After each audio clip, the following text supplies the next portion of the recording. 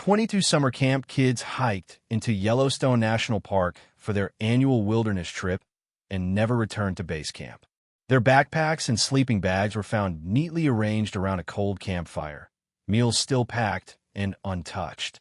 No signs of struggle, no animal tracks, no distress signals. For 16 years, park rangers avoided that section of wilderness, until a cave discovery left even seasoned investigators terrified. What they found will make you question everything you thought you knew about innocence. August 12, 2024, 3:47 p.m. Dr. Sarah Mitchell's headlamp cut through the darkness of the unmapped cave system as her geological survey team descended deeper into the Yellowstone underground than any scientist had ever ventured. What had started as routine research into thermal activity beneath the park had become something that would haunt her for the rest of her life. "Professor, you need to see this," called graduate student Jake Morrison from somewhere ahead in the tunnel system. His voice carried the kind of tremor that made experienced researchers stop everything and pay attention. Sarah had been leading geological expeditions for 15 years, mapping cave systems and underground formations across the American West. She discovered ancient fossils, documented rare mineral deposits, and explored caverns that hadn't seen sunlight since the last ice age. But nothing had prepared her for what her team was uncovering in the depths beneath Yellowstone's backcountry. The cave system they discovered wasn't natural. Tool marks scarred the walls where someone had deliberately expanded narrow passages into wider corridors. Ventilation shafts had been carved to bring fresh air deep underground. And most disturbing of all, entire chambers had been hollowed out and modified for purposes that no geological formation could explain. "This isn't natural cave development," Sarah told her team as they examined the systematic modifications. "Someone spent years preparing these spaces. Professional construction work, not amateur cave exploration." As they moved deeper into the network of tunnels, Sarah's equipment began detecting metal objects buried in the cave floor. Her ground-penetrating radar showed patterns that looked like burial sites, systematically arranged in multiple chambers throughout the underground complex. "Jake, start documenting everything with the camera," Sarah instructed, though her scientific training was warring with a growing sense of dread about what they were discovering. "And call the university. We're going to need FBI consultation on this site." When Jake's camera flash illuminated the deepest chamber, what they saw made both researchers stumble backward in horror. Scattered across the cave floor were personal belongings that had no business being in a remote underground location. Children's backpacks, camping equipment, and clothing that had been preserved by the cave's cool, dry environment. Sarah picked up a faded camp t-shirt with trembling hands, reading the logo that made her blood run cold. Camp Wildwood 2008. She knew that name. Every researcher who'd worked in Yellowstone knew about the Camp Wildwood disappearance. 22 children and 3 counselors who'd vanished without a trace 16 years earlier. "Professor," Jake whispered, his voice barely audible in the underground silence. "If their equipment is here, then—" Sarah's headlamp beam swept across the cave floor, revealing what her ground-penetrating radar had detected. Systematic burial sites, carefully arranged throughout the chamber. 25 distinct locations where something had been buried and left to decompose in the darkness. She reached for her satellite phone with hands that wouldn't stop shaking, knowing that what they discovered would rewrite everything people thought they knew about the Camp Wildwood disappearance. This wasn't a wilderness accident or animal attack. This was evidence of something so horrible that her mind struggled to process the implications. The children hadn't gotten lost in Yellowstone's wilderness. They'd been taken here, to this underground prison, by people who'd spent years preparing for exactly this kind of horror. And for 16 years, while families grieved and searchers combed the wilderness above, the truth had been hidden in depths that no one had thought to explore. What Sarah Mitchell had discovered would force America to confront a truth more terrifying than any natural disaster. That monsters don't just exist in fairy tales, and sometimes they were the faces of people society trusts to protect its most innocent members. Summer camp was supposed to be the place where childhood dreams came alive and Camp Wildwood had perfected that magic for 21 years. Director Sarah Patterson had built her life around the belief that every child deserved to experience the wonder of wilderness, the confidence that came from conquering fears, and the friendships forged around campfires under star-filled skies. In July 2008, 22 children between ages 10 and 14 had earned their way on a Camp Wildwood's most prestigious adventure, a 3-day backpacking trip into Yellowstone's backcountry. This wasn't a privilege granted lightly. These kids had demonstrated wilderness skills, leadership qualities, and the maturity needed for serious outdoor exploration. Tommy Martinez, 12 years old and on his 3rd summer at Camp Wildwood, had transformed from a shy kid who was afraid of his own shadow into a confident young naturalist who could identify bird calls and track animal movements. His parents, both working 2 jobs to afford the camp fees, had watched their son bloom under Sarah Patterson's wilderness education program. "I'm going to be a park ranger when I grow up," Tommy had written in his camp journal the week before the Yellowstone trip. "I want to protect wild places so other kids can feel the same magic I felt at Camp Wildwood." Emma Chun carried that same magic in the camera her parents had given her for her 11th birthday.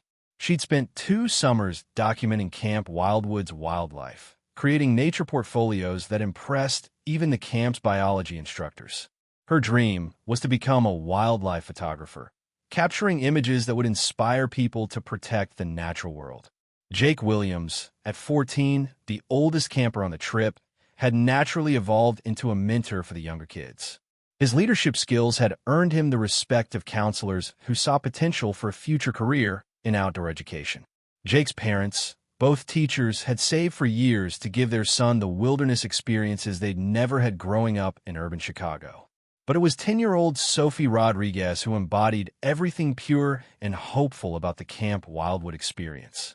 The youngest camper selected for the Yellowstone adventure, Sophie approached every activity with infectious enthusiasm that reminded veteran counselors why they'd chosen careers working with children. "I'm not scared of bears or anything," Sophie had announced during the pre-trip safety briefing. "Miss Sarah says the bears are more scared of us than we are of them. And besides, Mr. Mark knows how to keep us safe from everything." Mr. Mark was Mark Stevens, the 28-year-old head counselor whose Eagle Scout background and wilderness survival expertise had made him Camp Wildwood's most trusted staff member. Parents specifically requested their children for programs that Mark supervised, knowing that his combination of adventure and safety consciousness would challenge their kids while protecting them from genuine danger. Lisa Kim, the 24-year-old assistant counselor, brought youthful energy that helped bridge the gap between adult authority and childhood wonder. Recent college graduates like Lisa were the backbone of Camp Wildwood's mission. Young adults who remembered their own transformative outdoor experiences and wanted to pass that gift to the next generation. The Yellowstone trip represented everything Camp Wildwood stood for: supervised adventure in America's most protected wilderness, educational opportunities that couldn't be replicated in classrooms, and character development that would last a lifetime. The itinerary included wildlife observation, geological education, wilderness survival skills, and the kind of campfire storytelling that created bonds between children from different backgrounds. Sarah Patterson had personally designed the 3-day program, selecting a backcountry location that offered maximum educational value with minimal risk. The camping area was 15 miles from the nearest road, far enough to provide authentic wilderness experience, close enough for emergency evacuation if needed. The route had been used by Camp Wildwood for 5 years without incident. On July 15, 2008, as 22 excited children loaded their backpacks and said goodbye to parents who trusted Camp Wildwood with their most precious possessions, nobody could have imagined that this perfect program was about to become every parent's worst nightmare. The wilderness that was supposed to teach these children about the beauty of nature was about to show them something far darker about human nature. And the adults they trusted to protect them were about to fail in the most catastrophic way possible. July 15, 2008, 7:30 a.m. The morning air at Camp Wildwood buzzed with the kind of excitement that only comes when childhood dreams are about to become reality. 22 children sat in a circle around the camp's main fire pit, their backpacks loaded with 3 days' worth of adventure, and their faces bright with anticipation for the wilderness trip they've been planning all summer. Director Sarah Patterson stood before them with a clipboard that contained every detail of their Yellowstone expedition. Emergency contact numbers, medical information, safety protocols, and the educational itinerary that would transform a simple camping trip into a life-changing experience. At 42, Sarah had led hundreds of wilderness trips, but she never lost the thrill of watching children discover their own courage in nature's classroom. "Listen up, Wildwood Adventurers," Sarah announced, her voice carrying the authority that had made her one of the most respected outdoor educators in the Pacific Northwest. "This isn't just a camping trip. This is your chance to prove you're ready for real wilderness exploration. Are you ready to show Yellowstone what Camp Wildwood kids can do?" The chorus of yes that erupted from 22 young voices could have been heard across the entire camp. Tommy Martinez pumped his fist in the air while Emma Chun carefully adjusted her camera strap, making sure her nature photography equipment was secure for the journey ahead. Jake Williams helped Sophie Rodriguez tighten her backpack straps, the 14-year-old naturally taking responsibility for the youngest member of their group. Counselor Mark Stevens moved through the circle with a methodical precision that had made him Camp Wildwood's most trusted staff member. His wilderness survival training and Eagle Scout background meant that every piece of equipment was checked twice, every safety protocol reviewed until it became second nature. "Remember the buddy system," Mark reminded the group as he inspected their gear. "Nobody goes anywhere alone. Not to collect firewood, not to explore a cool rock formation, not even to the bathroom. Wilderness safety means thinking like a team, not like individuals." Assistant Counselor Lisa Kim distributed the laminated cards that contained emergency procedures, wildlife safety rules, and a communication schedule that would keep Camp Wildwood headquarters informed of their progress. Every child received their own card, a tangible reminder that they were trusted with real responsibility during this advanced wilderness experience. "Our first satellite phone check-in is tonight at 6 p.m., Lisa explained, her voice carrying the enthusiasm that made her popular with campers who saw her as an older sister figure. "Then every day at the same time until we return. Your parents will know exactly where you are and how you're doing." The parents who'd gathered to see their children off represented the faith that Camp Wildwood had earned through 21 years of impeccable safety records. These weren't helicopter parents hover around their kids. These were families who trusted Sarah Patterson's program to provide adventures they couldn't safely offer at home. Mrs. Martinez hugged Tommy one final time, whispering in Spanish words of encouragement and pride. Mr. and Mrs. Chun documented Emma's departure with the same camera equipment that had inspired their daughter's love of nature photography. The Williams family took group photos that would be treasured forever, capturing Jake's excitement about leading younger campers on their first real wilderness adventure. At 8 a.m. sharp, the Camp Wildwood expedition loaded into the van that would transport them to Yellowstone's backcountry trailhead.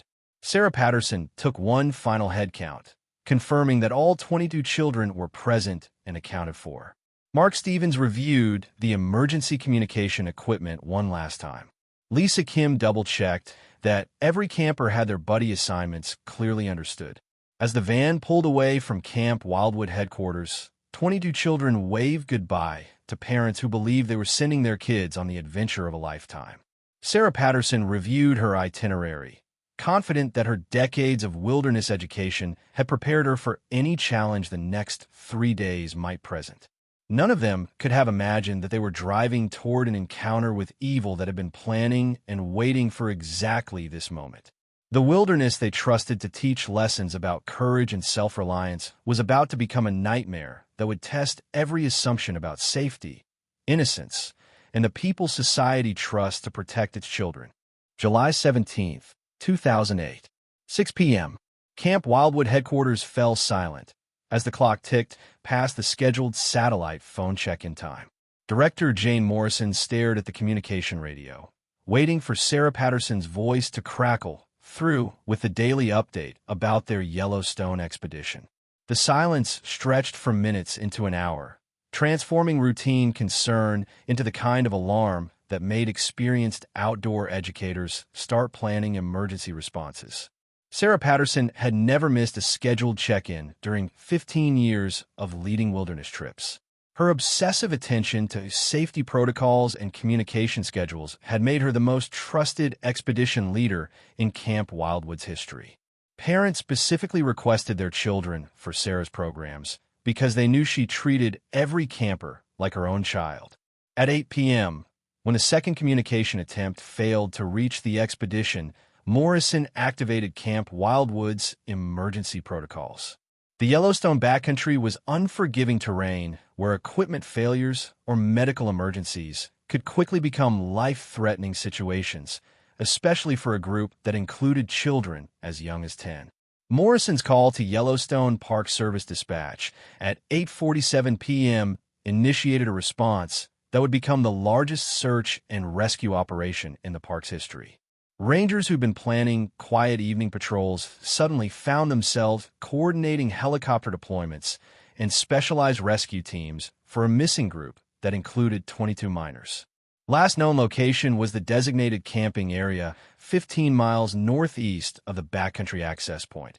Morrison told Park Service Dispatch, reading from Sarah Patterson's filed expedition plan. 22 children, ages 10 to 14, with 3 adult counselors. All equipment in good condition, all safety protocols followed.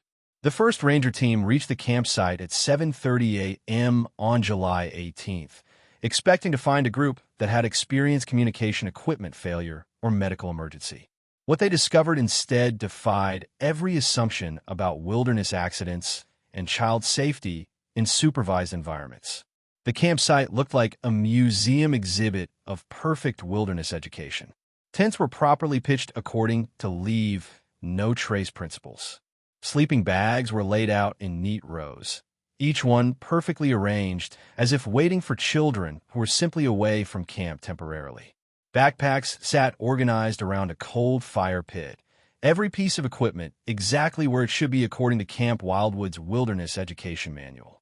Dinner portions remained sealed in their packages, suggesting the group had planned to eat but had been interrupted before meal preparation began. Cooking equipment was clean and organized. Personal belongings, cameras, journals, extra clothing, remained exactly where children would have placed them during normal camp setup activities. But there were no children, no counselors, no human presence anywhere in the campsite or surrounding wilderness. Ranger Captain David Morrison, no relation to Camp Wildwood's Jane Morrison, had worked dozens of missing person cases during 20 years in Yellowstone, but he'd never encountered a scene that violated basic assumptions about how people disappeared.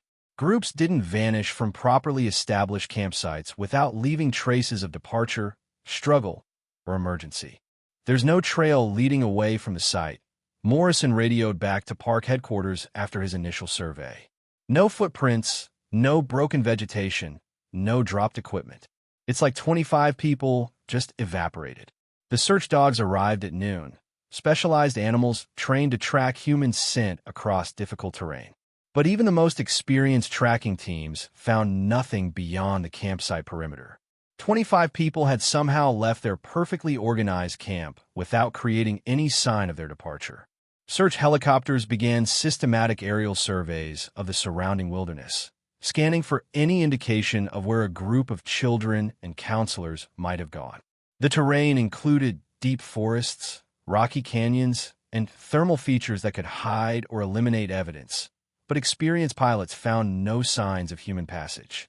By evening on July 18th, over 200 search and rescue personnel were combing 50 square miles of Yellowstone backcountry. The FBI had been notified due to the potential for child abduction. Media outlets were beginning to report the disappearance of 22 summer camp children, though park officials were carefully controlling information release to prevent panic and speculation. The official search would continue for 2 weeks, expanding to cover 200 square miles with over 500 personnel and every piece of specialized equipment the federal government could deploy. But the perfectly preserved campsite would remain the only evidence that the Camp Wildwood expedition had ever existed. What the searchers didn't know was that their massive operation was looking in entirely the wrong place. The children weren't lost in Yellowstone's wilderness. They were hidden beneath it, in a place that would keep their secrets for 16 years. July 18, 2008. Dawn broke over the largest search and rescue operation in Yellowstone's 136-year history as 500 personnel spread across 200 square miles of wilderness, hunting for 22 children who had vanished as completely as if they'd never existed.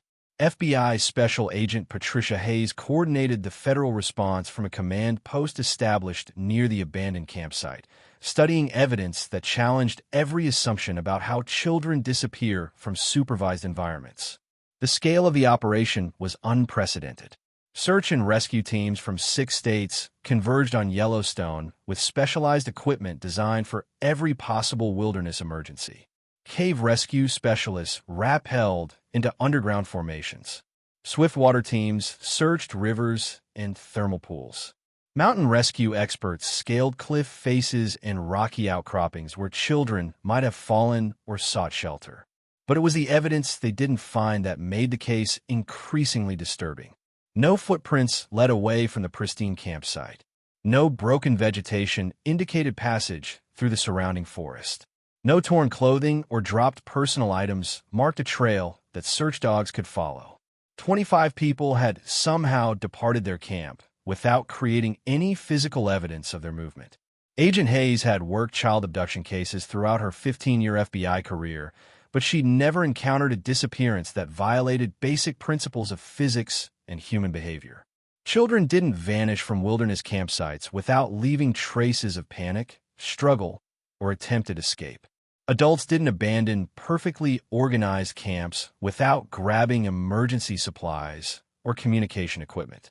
This wasn't an accident, Hayes told Yellowstone's chief ranger during their 3rd day of searching. Accidental disappearances leave evidence. Lost hikers drop equipment, break branches, create footprints. This scene was staged to look like a normal camp departure, but no group moves 25 people through wilderness without leaving any trace. The family response was heartbreaking in its desperation. Parents who trusted Camp Wildwood with their children's safety found themselves in a nightmare they couldn't comprehend. The Martinez family drove through the night from California. The Chins flew from Seattle.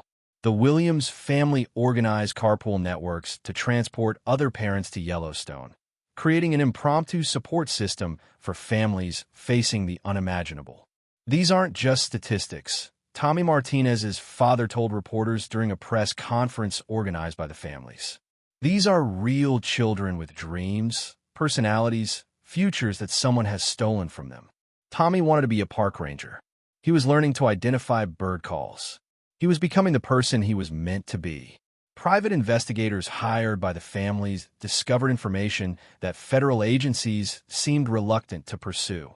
Background checks on Camp Wildwood staff revealed no red flags, but broader research into Yellowstone's history uncovered disturbing patterns that officials preferred not to discuss publicly. The region where Camp Wildwood had been camping had experienced unexplained disappearances dating back to the 1970s. Hikers, photographers, and researchers had vanished from the same general area, their cases attributed to wildlife encounters, whether emergencies or simple misadventure. But private investigator Marcus Thompson found enough similarities to suggest systematic rather than random incidents. Someone's been using this area for decades, Thompson told the families during a confidential briefing. The isolation, the terrain, the limited access, it's perfect for criminal activity that requires privacy and time. Your children weren't the first victims, and without intervention, they won't be the last. But Thompson's investigation hit bureaucratic walls that seemed professionally constructed. Yellowstone officials limited access to historical records. Federal agencies claimed jurisdiction over evidence while providing minimal information to families. Even local law enforcement appeared reluctant to pursue theories that suggested organized criminal activity in America's most protected wilderness. The search operation officially ended after 2 weeks, though families continued organizing private efforts for months afterward. The FBI maintained the case as an active investigation, but without physical evidence or credible leads. The reality was that 22 children and 3 counselors had been declared missing persons with little hope of recovery. Years passed with no breakthrough, no new evidence, no witness coming forward with information about what had happened to the Camp Wildwood expedition. The case became a cautionary tale about wilderness safety, though privately, investigators knew that wilderness accidents didn't explain the perfect preservation of the abandoned campsite. By 2020, most of the original investigators had retired, taking their suspicions and theories with them. But the case file remained active, waiting for the kind of breakthrough that seemed impossible until Dr. Sarah Mitchell descended into unmapped caves and discovered that sometimes the most horrible truths are hidden in places no one thinks to look. 16 years is a long time to carry the weight of 22 lost children, but the families of the Camp Wildwood expedition learned that grief without closure becomes a living thing that grows stronger with each passing anniversary. By 2020, parents who'd been in their 30s and 40s when they'd kissed their children goodbye had aged into grandparents who would never hold the grandchildren their lost kids might have given them. The Martinez family had moved from California to Wyoming, settling as close to Yellowstone as federal employment regulations would allow when Mr. Martinez took a job with the Park Service. "If Tommy's still out there somewhere, I want to be here when he comes home," he'd told his wife during their first winter in Cody, though they both knew that hope was becoming harder to sustain with each year of silence. Camp Wildwood had closed permanently in 2009, its reputation destroyed by the loss of 22 children and 3 counselors on what should have been a routine wilderness education trip. The lawsuits had bankrupted the organization, but more devastating than financial ruin was the knowledge that their life's work had ended in the kind of tragedy that would haunt outdoor education programs for generations. The wilderness area where the children had vanished had acquired an unofficial designation among Yellowstone Rangers, the Forbidden Zone. No one called it that officially, but veteran park employees understood that certain sections of backcountry were avoided whenever possible. Ranger assignments to the region became career-damaging rotations that experienced staff found ways to decline or transfer away from. "There's something wrong with that place," retired Yellowstone Ranger Captain David Morrison would tell his replacement during the 2018 leadership transition. "I worked 30 years in the park, seen every kind of wilderness accident and animal encounter you can imagine. But that area where those kids disappeared, it doesn't feel right. Animals avoid it. Weather patterns are unpredictable. Even the thermal features behave differently." Morrison's observations weren't officially documented, but they reflected a consensus among PAR personnel who'd worked the region since 2008. Wildlife migration patterns had shifted away from the area. Backcountry permits for the sector were routinely denied due to geological instability or wildlife management concerns. Even scientific research teams found their requests for access mysteriously delayed or rejected. The families had never stopped searching, organizing annual memorial expeditions that kept the case in public awareness while providing emotional support for parents who refused to accept that their children were simply gone forever. These gatherings had evolved into informal conferences where families shared information, theories, and the kind of persistent hope that officials found both admirable and heartbreaking. Emma Chin's parents had established a wildlife photography scholarship in their daughter's memory, funding young naturalists who shared her passion for documenting the natural world. Each year's recipients visited Yellowstone to create photo essays about conservation, though they were quietly discouraged from venturing into the backcountry areas where Emma had disappeared. The digital age had brought new tools to the search effort. Social media groups dedicated to the Camp Wildwood case connected armchair investigators from around the world. Satellite imagery was analyzed frame by frame. Geological surveys were crowdsourced by volunteers who spent hours studying terrain maps for features that professional searchers might have missed. Dr. Jennifer Walsh, a forensic anthropologist who specialized in locating human remains, had volunteered her services to the families multiple times over the years. Her advanced ground-penetrating radar and archaeological techniques had solved dozens of cold cases, but Yellowstone's federal jurisdiction and environmental protection regulations had blocked her from conducting the kind of systematic survey that might locate burial sites. The technology exists to find those children, Dr. Walsh had told the families during a 2019 meeting. Ground-penetrating radar, thermal imaging, chemical analysis of soil composition. We have tools that didn't exist in 2008. But we need access to conduct proper scientific investigation, and that access keeps being denied for bureaucratic reasons that don't make sense. By 2023, the families had largely accepted that official investigation efforts had been exhausted. Their children's disappearance had become part of Yellowstone folklore, a cautionary tale about wilderness safety that park rangers shared during training sessions. The case file remained technically active, but no investigator had reviewed the evidence in years. But university research operated under different regulations than law enforcement investigations. Dr. Sarah Mitchell's geological survey had been approved for the same region where the children had vanished, though her research objectives had nothing to do with missing persons cases. Her team was studying underground thermal activity and cave formations, exactly the kind of comprehensive subsurface investigation that families had been requesting for over a decade. What Dr. Mitchell would discover in those unmapped caves would finally provide the answers that 16 years of conventional searching had failed to uncover. August 13, 2024, 9:15 a.m. FBI Special Agent Patricia Hayes received the call that would finally close the case that had haunted her for 16 years. Dr. Sarah Mitchell's voice carried the kind of controlled panic that experienced investigators recognized immediately, the tone of someone who discovered something so horrible that their mind was struggling to process the implications. Agent Hayes, this is Dr. Mitchell from the Yellowstone Geological Survey. We found them. We found the Camp Wildwood children. The cave system that Mitchell's team had been mapping contained more than burial sites and abandoned camping equipment. Hidden deeper in the underground complex, behind chambers that required specialized climbing equipment to access, they discovered living spaces that revealed the true scope of what had happened in July 2008. The children hadn't been killed immediately. They'd been kept alive in underground prison cells, carved from solid rock and equipped with the basic necessities needed to sustain human life for extended periods. Ventilation systems brought fresh air deep underground. Water collection systems channeled natural springs into holding tanks. Food storage areas contained preserved supplies that could have lasted months.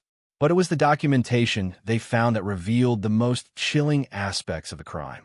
Hidden in waterproof containers, the perpetrators had kept detailed records of their activities, photographs, written logs, and video recordings that provided evidence of systematic abuse spanning weeks before the children were finally killed. This wasn't random, Hayes told the forensic team as they carefully documented the underground complex. This was a sophisticated operation that required years of preparation and multiple participants. Someone invested serious time and resources into creating this place. The cave modifications showed professional construction techniques.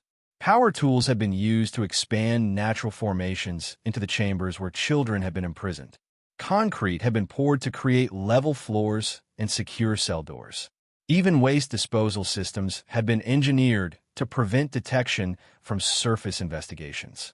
As the FBI's evidence recovery team worked through the horrific crime scene, the scope of the conspiracy became clear. This hadn't been the work of a single predator. The underground complex required coordination between multiple individuals with different areas of expertise: construction, wilderness survival, security systems, and the kind of detailed planning that suggested institutional knowledge about law enforcement search procedures. The most disturbing discovery came when agents found evidence that the Camp Wildwood children weren't the perpetrators' only victims. Personal belongings from other missing persons cases dating back to the 1980s were scattered throughout the deeper chambers, suggesting that this underground horror had been operating for decades before claiming 22 innocent children from a summer camp wilderness trip. Hayes stared at the evidence bags containing items that belonged to hikers, photographers, and researchers who'd vanished from Yellowstone over the past 40 years. The scale of the crimes was beyond anything she'd encountered during her FBI career, representing a conspiracy that had successfully hidden in America's most protected wilderness for generations. How many people knew about this place? She asked the forensic team. though she suspected the answer would make the case even more complicated than the evidence already suggested. August 20th, 2024, 2:30 p.m. The FBI task force assembled in Yellowstone's headquarters represented the largest federal investigation into organized child exploitation in the park's history. What had begun as Dr. Mitchell's geological survey had uncovered evidence of a criminal network that had operated in America's wilderness for over 4 decades, using the park's isolation and federal jurisdiction complexities to avoid detection. Special Agent Hayes coordinated the multi-agency response as evidence technicians cataloged thousands of items recovered from the underground complex. Each piece of evidence told part of a story that investigators were still struggling to comprehend, a systematic operation that had targeted vulnerable populations with the kind of precision that suggested inside knowledge of law enforcement procedures. The documentation found in the caves revealed operational security measures that explained why the Camp Wildwood investigation had failed so completely. Radio frequency scanners had monitored search and rescue communications. Detailed maps showed ranger patrol patterns and search grid coordinates. Even weather monitoring equipment had been used to predict when atmospheric conditions would interfere with helicopter operations. This wasn't just criminal activity, Hayes explained to the Joint Task Force during their morning briefing. This was counter-surveillance operation that required access to federal databases, law enforcement training, and communication systems that civilians aren't supposed to have. The breakthrough came when forensic accountants traced financial records hidden in the cave complex. Bank routing numbers, cryptocurrency transactions, and coded payment schedules revealed a network that extended far beyond Yellowstone's boundaries. Money had been flowing through accounts connected to individuals and federal agencies, local government, and private organizations that worked closely with park administration. Digital forensics specialists recovered encrypted communications that detailed coordination between multiple parties over several years. The Camp Wildwood expedition hadn't been a random target. It had been specifically selected based on inside information about wilderness education programs, safety protocols, and search response procedures. Agent Hayes found herself investigating colleagues she'd worked with for decades, reviewing evidence that suggested corruption at levels she'd never imagined possible. Federal employees who'd helped coordinate the 2008 search efforts were now suspects in the conspiracy that had made that search deliberately ineffective. The arrest began on August 25th, coordinated raids across 6 states, targeting individuals whose involvement ranged from active participation to willful negligence. Park rangers, FBI personnel, and local officials found themselves in federal custody, facing charges that would dismantle careers and destroy families who'd never suspected their loved ones' involvement in crimes against children. But the investigation revealed something even more disturbing than institutional corruption. Financial records and communication logs suggested that similar operations existed in other federal wilderness areas. Yellowstone hadn't been an isolated incident. It had been part of a national network that used America's most protected landscapes to hide activities that violated every assumption about child safety in supervised environments. "We're not just solving the Camp Wildwood case," Hayes told federal prosecutors as they prepared criminal charges against 47 defendants.